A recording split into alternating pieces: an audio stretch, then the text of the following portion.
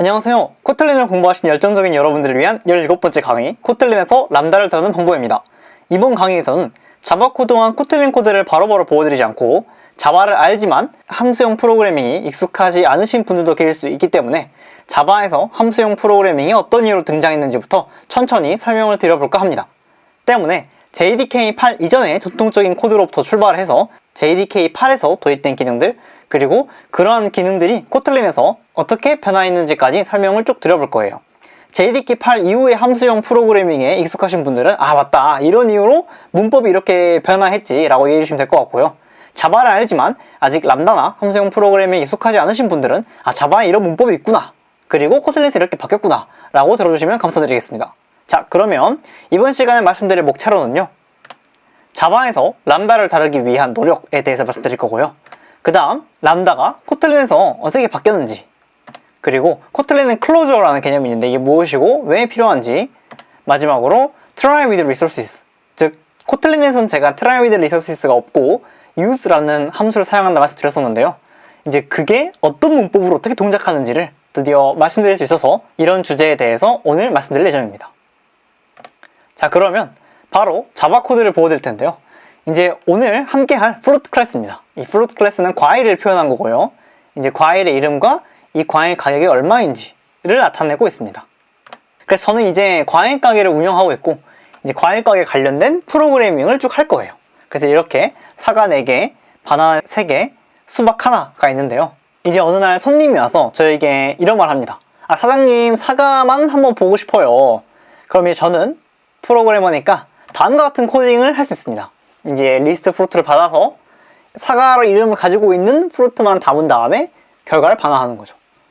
근데 또 다른 손님이 와서 사장님 바나나만 보여주세요 라고 말합니다. 그러면 저는 또 비슷한 느낌으로 리스트 프루트를 받아서 바나나만 필터링해서 반환하는 함수를 만들 수 있겠죠. 하지만 여기까지 2개의 함수를 만들면 저희는 뛰어난 프로그래머이기 때문에 중복이 존재하는군 라고 발견을 하고 이 중복을 제거하기 위해서 다음과 같이 이 이름을 파라미터로 받고 그 이름과 과일의 이름을 비교해서 결과를 반환하는 식으로 리팩토링을 할 수 있습니다. 그런데 이제 어떤 손님이 와가지고 사장님 사과랑 바나나를 같이 보여주세요 라고 하는 거예요. 방금 보셨던 이 코드로는 대응이 안 되죠. 그 다음에 사과인데 가격이 1200원을 넘지 않는 사과만 주세요 라고 할 수도 있고요. 그 다음 10,000원 이하의 수박과 1,000원 이상의 바나나를 보여주세요 라고 할 수도 있습니다. 근데 이제 이렇게 되면 저희가 파라미터를 단순히 늘리는 것으로는 커버하기가 너무 어렵죠. 그렇다고 메소드를 계속해서 만들 수도 없고요. 그렇기 때문에 뛰어난 개발자인 저희들은 익명 클래스와 인터페이스를 활용하기로 합니다. 그래서 다음과 같이 fruit filter라는 인터페이스를 만들고요. 여기에 이제 isSelect라는 추상 메소드를 만들어서 fruit를 받아 true나 false를 반환할 수 있게끔 해두고, 메소드에서는 이 필터를 받아서 필터를 돌려 결과를 반환하는 식으로 코딩할 수 있습니다. 그리고 이제 실제 필터 false를 호출해주는 쪽에서는 다음과 같이 이 인터페이스를 구현한 익명 클래스를 만듦으로써 그때그때 필요한 필터 조건을 걸 수 있죠. 이제 이 코드 같은 경우에는 사과나 바나나 과일이고 5,000원이 넘는 5,000원 이상인 과일들만 골라주세요 라는 요구사항을 반영한 거예요. 매우 좋습니다.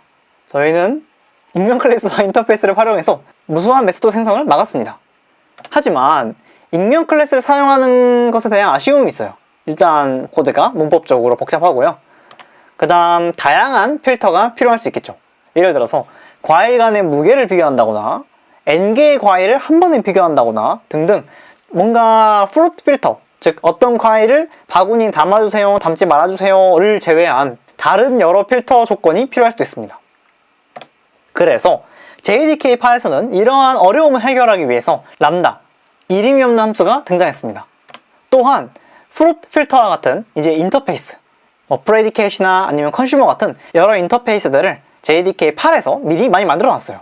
자, 그래서 JDK8에서는 아까 보셨던 익명 클래스와 인터페이스를 활용한 코드가 어떻게 바뀌었냐면요, 다음과 같이 이제 함수를 호출하는 쪽을 먼저 보면은 fruit 화살표 fruit.getName equals 사과라고 바뀌었고요. 그 다음에 함수는 predicate라고 말씀드렸던 미리 만들어져 있는 함수 인터페이스를 활용해서 코드를 리팩토링 할 수 있었습니다. 이제 여기 보시는 이 fruit 화살표 fruit.getName equals 사과는 자바에서 생긴 람다고요. 이 람다의 문법은 변수, 화살표, 변수를 이용한 함수, 혹은 변수가 여러 개일 경우에는 괄호를 사용해서 변수 1과 변수 2 쭉 넣어주고 그 다음에 그것들을 이용한 함수를 만들어줬습니다. 그리고 JDK8에서는 또 어떤 기능이 등장했냐면요, 여기 보시는 이제 포문과 if문을 활용한 코드를 조금 더 깔끔하고 간결하게 바꾸고 싶은 니즈가 있어서 간결한 스트림 처리가 등장했습니다. 이 스트림은 좀 어려운 내용이지만 병렬 처리를 진행할 때도 굉장히 큰 강점이 있습니다. 그래서 코드가 다음과 같이 스트림과 필터, 컬렉트 등을 활용한 함수형 프로그램의 형태로 바뀌었고요. 그래서 최종적으로 JDK8에서는 아까 보셨던 익명 클래스와 인터페이스를 사용한 코드가 이렇게 바뀌게 됩니다. 그리고 여기 보시는 람다, 즉 이름 없는 함수죠. 프루트를 받아서 사과와 이름이 같은지 true, false를 받아낸 이 이름 없는 함수, 즉 람다는 다음과 같이 메소드 레퍼런스를 활용할 수도 있었습니다. 이 fruit is f를 fruit 도메인적으로 내리고 그 다음에 메소드 레퍼런스를 통해서 이 함수를 불러오는 거죠. 이렇게 자바에서는 메소드 자체를 직접 넘겨주는 것처럼 쓸 수 있었습니다. 여기서 포인트는 메소드 자체를, 즉 함수 자체를 직접 넘겨주는 것처럼인데요. 왜냐하면 실제 함수를 넘기는 것처럼 보여주지만 실제 받는 것은 인터페이스, 즉 미리 만들어졌던 predicate 인터페이스이기 때문이에요. 그래서 넘겨주는 것처럼 쓸 수 있는데, 이 말은 바꿔 말하면 자바에서 함수는 변수에 할당되거나 파라미터로 전달될 수 없다는 뜻입니다. 즉 함수를 자바에서는 2급 시민으로 간주하는 거예요. 네, 이 2급 시민이 놀랍게도 실제로 있는 용어입니다. 그래서 자바에서는 함수를 2급 시민으로 간주하고 변수에 직접 할당하거나 파라미터로 함수 자체를 바로 넘길 수 없다라는 의미가 되겠습니다. 그래서 지금까지 자바 JDK8에서 람다와 스트림이 어떤 이유로 등장했는지를 설명드렸는데요. 이제부터는 이렇게 등장한 람다와 스트림이 코틀린에서 어떻게 바뀌었는지 말씀드리겠습니다. 자, 우선 코틀린에서의 함수는 자바와 근본적으로 다른 한 가지가 있습니다. 바로 코틀린에서는 함수가 그 자체로 값이 될 수 있다는 점인데요. 이제 바꿔 말하면은 코틀린에서는 함수가 변수에 할당될 수도 있고 함수 자체를 파라미터로 넘길 수도 있습니다. 자바에서는 마치 함수를 넘겨주는 것처럼 보여지지 함수를 근본적으로 넘길 수는 없었거든요. 그런데 이제 코틀린에서는 그게 가능해졌는데요. 그럼 제가 한번 람다 익명 함수를 변수에 넣어보겠습니다. 함수를 변수에 넣어보는 거죠. 자, 바로 코틀린 코드로 넘어왔고요. 아까 보셨던 그 fruit 리스트는 제가 코틀린에서도 준비해뒀습니다. 자, 그래서 제가 이제 이 과일이 사과야? 라는 걸 물어보는, 그러니까 이제 사과면 true를 반환하고 그렇지 않으면 false를 반환하는 함수를 만들어서 변수에 선언해 보겠습니다. 우선 두 가지 방법이 있어요. 일단 첫 번째부터 보여드리면, 일단 변수니까 where is apple1이라 할게요. where is apple는 함수잖아요. 그렇기 때문에 fun 그리고 fruit를 받겠죠? 이렇게. 그 다음에 불리언을 반환하고요. return fruit name equals, 코틀린에서는 equals를 는으로 쓸 수 있었죠? 사과. 이렇게 쓸 수 있습니다. 이게 첫 번째 방법인데요. 보시면 이 fun 뒤에 함수 이름이 없죠? 네, 원래는 여기 함수 이름이 들어가야 하잖아요. 근데 이게 아예 없고 바로 파라미터와 return type 그리고 본문이 들어가게 됩니다. 즉 이름 없는 함수 람다인 거죠. 네, 그 다음 두 번째는 어떤 방법이냐면요, 한번 바로 써볼게요. where is apple2는 이제 화살표를 쓰는 방법인데요. 네, 중괄호를 먼저 써주고 그 다음 fruit를 받아서 이 fruit에 대해서 이름을 비교한다 라는 느낌인 거죠. 네, 그래서 이렇게 중괄호와 화살표를 사용하는 두 번째 익명 함수를 만들어 보았습니다. 이 함수는 변수에 현재 할당되어 있고요. 변수 자체에 할당되어 있는 함수를 부를 수도 있는데요. 부르는 건 역시 두 가지 방법이 있습니다. 첫 번째는 is f라고 함수잖아요. 그렇기 때문에 소괄호를 바로 써주는 방법이 있고요. 여기에 이제 저기 있는 걸 꺼내볼까요? 네, 이렇게 플로트 0번째 걸 줄 수 있겠죠? 그 다음 두 번째 방법은 이제 invoke라는 걸 직접적으로 불러주는 거예요. 그래서 어차피 isAppleE 자체가 함수이기 때문에 소괄호를 통해서 바로 함수를 호출해 주셔도 되고 invoke라는 걸 명시적으로 작성해서 함수로 호출해 주실 수도 있습니다. 그래서 여기까지 한번 코드로 다시 한번 보여드리면, 이제 람다를 만드는 방법은 코틀린에서 두 가지가 있어요. 첫 번째는 이제 우리가 알고 있는 일반적인 함수를 만드는 방법인데 이름만 빠진 게 있고요. 두 번째 방법은 이렇게 중괄호와 화살표를 사용한 방법입니다. 당연히 두 번째가 좀 더 첫 번째보다는 간결하고 아무래도 함수에 직접 넣어줄 때는 두 번째 방법을 많이 사용합니다. 그 다음 람다를 직접 호출하는 방법은 이제 보여드렸던 것처럼 소괄호를 바로 써주는 방법이 있고 invoke라는 걸 한번 불러줌으로써 함수를 초래해주는 방법이 있습니다. 그 다음에 여기 람다에 현재 함수가 들어있잖아요. 이 함수 역시 타입이 있거든요. 어떤 말씀이냐면 isApple 같은 경우에는 fruit를 받아서 불리언을 반환하는 타입입니다. 즉, 이 isApple의 변수의 타입은 fruit를 파라미터로 받아 불리언을 반환하는 함수라는 뜻인 거죠. 똑같이 isApple 역시 fruit를 받아 불리언을 반환하는 타입이 됩니다. 그래서 이 함수의 타입을 표기하기 위해서는 소괄호 안에 파라미터 타입들을 적어주고요. 여러 개면 뭐 fruit, boolean, string 이런 식으로 되겠죠. 그 다음 화살표, 그리고 반환 타입이 되게 됩니다. 자, 그러면 제가 자바에서 작성했던 filter fruit를 한번 옮겨볼게요. 일단 함수니까 private fun filter fruits라고 적어주고요. 그 다음 fruit를 받네요. 네, 저도 똑같이 fruit를 받아주고, 그 다음에 여기에 이제 자바에서는 predicate이라는 타입을 받았었는데 코틀린에서는 어차피 함수 자체를 파라미터에 바로 넣을 수 있기 때문에 그럴 필요가 없고요. 그냥 여기에 어떤 식으로 적어주시면 되냐, filter라는 이름으로 아까 보셨던 함수 타입, 즉 fruit를 받아서 불리언을 반환하는 함수 자체를 받겠습니다 라고 파라미터에 명시해줄 수 있습니다. 그 다음 반환 타입은 다시 리스트 fruit가 되고요. 네, 그래서 이게 좀 보기 힘드실 수 있으니 내려올게요. 이렇게. 네. 그 다음에 이제 results 안에 빈 리스트 만들고 거기 안에 필터를 돌려 통과한 과일들을 추가해서 반환해 줘야겠죠. 그렇기 때문에 results는 mutable list가 될 거고요. 이때 타입은 fruit가 되고, 그 다음 for문을 돌면서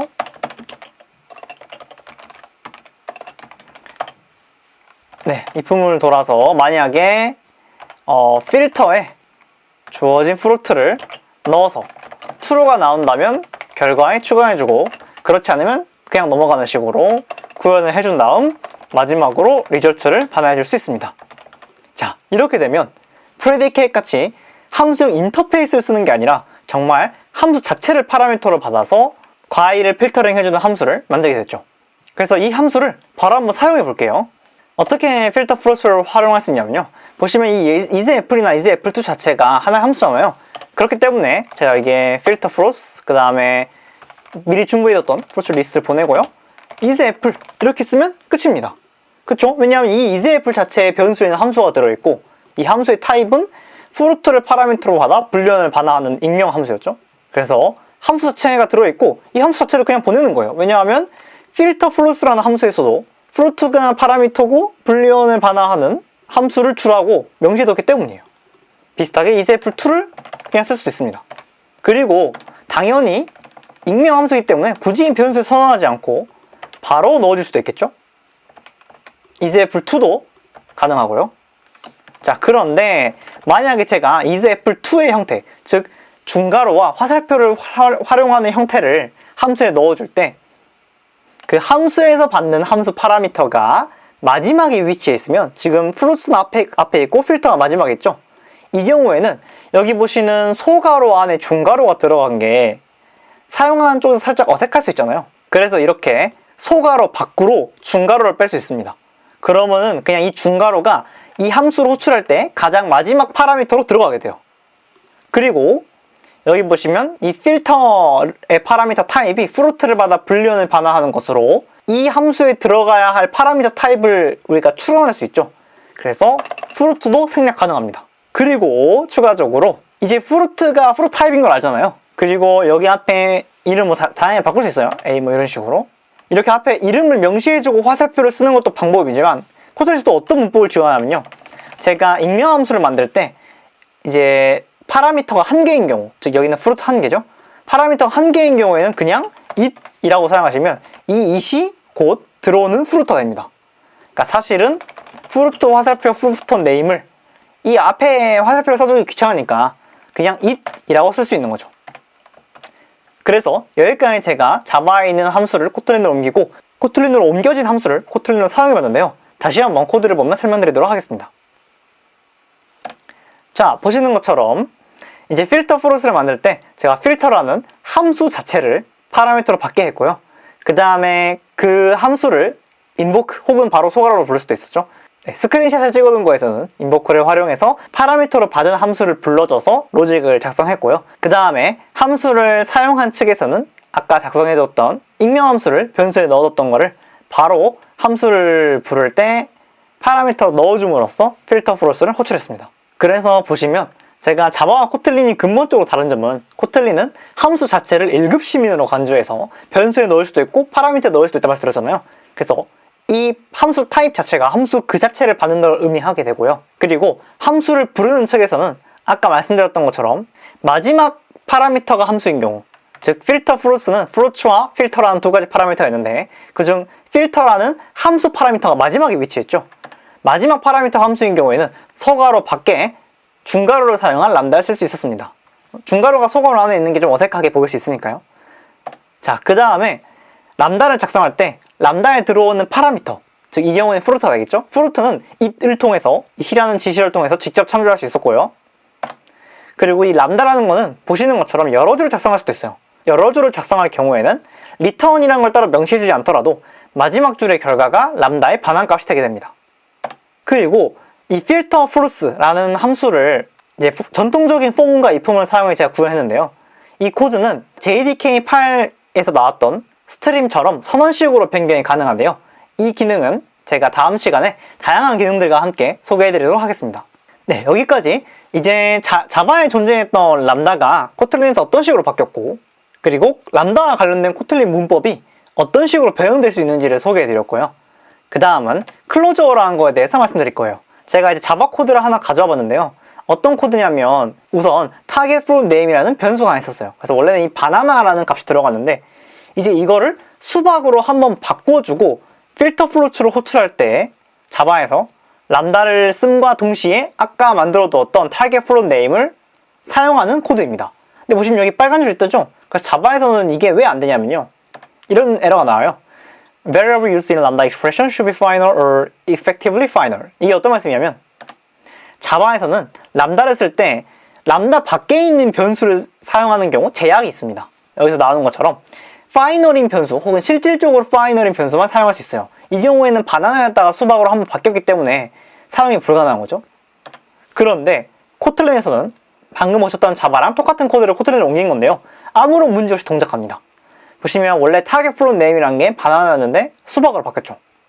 이게 어떻게 가능한가에 대해 설명드리자면 코틀린은 람다가 시작하는 지점에 참조하고 있는 변수들을 모두 포획해서 그 정보를 가지고 있습니다. 그러니까 이 경우에는 이 람다, 즉 float를 받는 inName, float.name equal target float name이라는 함수가 불려지는 시점에 존재하는 이 target float name을 포획해서 정보를 가지고 있는 거죠. 그때 람다가 사용되는 그 시점에 람다가 쓰고 있는 다른 변수들을 모두 가지고 있어야만 진정한 1급 시민으로 쓸 수 있는 거죠. 그래서 이러한 데이터 구조, 람다가 실행되는 시점에 쓰고 있는 변수들을 모두 포획한 데이터 구조를 클로저라고 부릅니다. 네, 간단한 개념인데 사실 클로저라고 검색하면 되게 어려운 설명들이 많이 나와서 쉽게 설명을 들어보았고요. 마지막으로 이제 트라이얼 위드 리서시스로 돌아와서 코틀린에서 쓰이는 use라는 함수에 대해서 설명드려보겠습니다. use를 타고 들어가게 되면 다음 같은 시그니처가 나오는데요. 한번 보여드릴게요. 네, 이 코드 기억나시나요? 실강에서 다뤘던 코드인데 타고 들어가면 이제 그때는 몰랐던 지금은 좀 하나씩 찬찬히 뜯어보면 알 수 있는 이 함수가 나오는데요. 하나씩 설명을 드려보면 먼저 클로저블 구현체에 대한 확장 함수입니다. 보시면 이 콜론 클로저블이라는 거는 클로저블을 구현한 상속받은 이란 뜻이었고 그 다음에 확장 함수는 타입 콤마 함수 이름으로서 함수를 확장했잖아요. 그래서 이 클로저블을 구현한 타입 t에 대한 확장 함수라는 거 알 수 있고요. 그리고 inline 함수입니다. 지난 시간에 말씀드렸죠. inline 함수고 그 다음 받고 있는 파라미터가 블락이라는 이름을 가진 함수입니다. 네. T타입의 파라미터가 들어가고 R타입의 반환 타입을 갖는 함수고요. 즉 람다를 받도록 만들어진 함수인 거죠. 그리고 실제 use를 사용하는 쪽에서도 이 reader라는 파라미터를 받고 어떠한 결과를 수행하는 함수를 람다로서 전달해주고 있는 걸 확인하실 수 있습니다. 어떤가요? 이제 7강에서는 코틀린에서 함수 문법이나 아니면은 람다 사용에 대한 걸 몰랐기 때문에 그때는 단순히 use라는 거 쓰면 됩니다 라고 말씀드렸지만 이렇게 원리를 알고 보니 조금 더 잘 이해가 되시죠? 자, 그러면 오늘 말씀드렸던 코틀린에서 람다를 다루는 방법에 대해서 한번 정리해 보겠습니다. 자, 우선 함수는 자바에서 2급 시민이지만 코틀린에선 1급 시민이었습니다. 이게 어떤 말씀이냐면 코틀린에서는 함수 자체를 변수에 넣을 수도 있고 파라미터로 전달할 수도 있었어요. 그러니까 마치 인터페이스와 람다를 써서 함수를 보내는 것처럼 보여지는 자바와는 조금 달랐죠. 그리고 코틀린에서 함수 타입을 표현하는 방법은 이제 소괄호로 감싼 파라미터 타입들이 들어가고요. 그리고 화살표, 바한 타입이었습니다. 코틀린에서 람다는 두 가지 방법으로 만들 수 있고 이 중 중괄호 방법이 조금 더 많이 사용된다고 말씀드렸습니다. 그 다음 함수를 호출하며 함수에서 마지막 파라미터로 또 함수를 받는 경우에는 제가 람다를 쓸 때 소괄호 밖으로 람다를 뺄 수 있었는데요. 이 경우에는 이제 제가 호출하는 함수에서 받는 파라미터의 함수 타입을 또 명시해주고 있기 때문에 이제 프루트 콜론 프루트로 타입을 직접 써주는 게 아니라 생략할 수 있다는 말씀드렸고요. 그 다음 파라미터가 한 개인 람다를 쓸 때는 그 파라미터를 it을 통해 접근할 수 있다고 말씀드렸습니다. 단 여기서 저 같은 경우에는 전자의 방법, 즉 프루트, 화살표 프루트를 직접적으로 써주는 걸 추천드려요. 왜냐하면 it을 사용하게 되면은 이제 함수를 부르는 쪽 코드만 봐서는 이 데이터가 어떤 데이터인지 잘 모르거든요. 그래서 화살표를 쓰는 방법을 좀 더 추천드립니다. 다음으로 람다의 마지막 익스프레션 결과는 람다의 반환값이라고 말씀드렸습니다. 이렇게 람다를 길게 여러 줄로 쓸 수 있는데요. 이 중 리턴을 작성하지 않아도 마지막에 들어가는 익스프레션의 최종 결과가 람다의 반환값이 되는 것이죠. 마지막으로 코틀린에서는 자바와 다르게 클로저라는 개념을 사용해서 논파이널 변수, 즉 값이 바뀌는 가변 변수 역시 람다에서 참조해서 사용할 수 있었습니다. 자, 이상으로 코틀린에서 람다를 다루는 방법에 대해서 오늘 소개해드렸고요. 오늘도 강의를 들으신 여러분들을 존중하고 존경하며 마무리하도록 하겠습니다. 고생 많으셨습니다. 감사합니다.